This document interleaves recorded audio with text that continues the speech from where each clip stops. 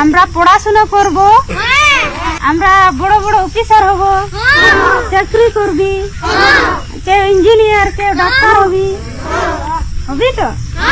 ভিডিওটি তো দেখলেন। ভিডিওটি দেখে মনে হচ্ছে অনেকের যে মহিলাটি বেশি শিক্ষিত নয়। হ্যাঁ, ঠিকই শুনেছেন, মহিলাটি বেশি শিক্ষিত নয়।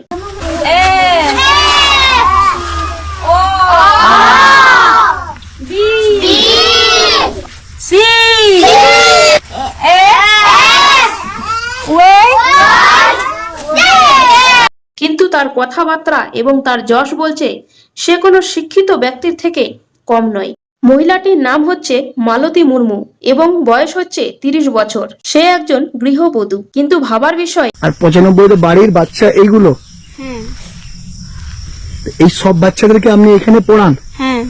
সে নিজের অভিজ্ঞতা দিয়ে তাদের গ্রামের সমস্ত বাচ্চাকে, অর্থাৎ 95 থেকে 100টা বাড়ির বাচ্চাকে ফ্রিতে পড়াচ্ছে। তাও আবার এই ঘরটি যে দেখতে পাচ্ছেন এর মধ্যে।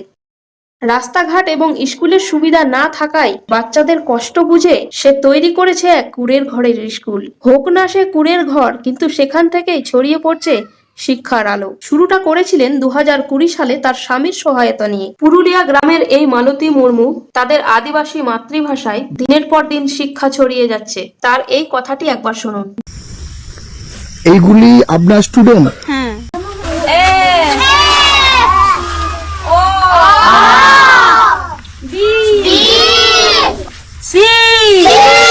জানি না এই মালতী মুর্মু নিজের চেষ্টায় বাচ্চাদেরকে সুশিক্ষা দিতে পারবে কিনা, কারণ কোনো মানুষ যদি ভালো কাজ করে তাহলে তার পেছনে শত্রু হাত ধুয়ে পড়ে যায়, যার ফলে বিভিন্ন মানুষের স্বপ্ন আছড়ে ভেঙে পড়ে যায়। তাই ভগবানের কাছে একটাই প্রার্থনা, এই মালতী মুর্মুর যাতে স্বপ্নটি কোনো বাধা না পেয়ে পূর্ণ হয়, যাতে প্রত্যেকটা বাচ্চা সৎ এবং সরলভাবে বড় হোক এবং সুশিক্ষিত হোক এবং জীবনে কিছু করুক, আর মালতী মুর্মুর গুরু দক্ষিণাটা যাতে ভালো করে দিতে পারে। তাই মন থেকে অনেক অনেক ধন্যবাদ জানাই মালতী মুর্মুকে এবং সেই সব বাচ্চাদেরকে মন থেকে স্যালুট জানাই। এগিয়ে চলো, জীবনে বড় হও এবং লক্ষ্য পূরণ করো।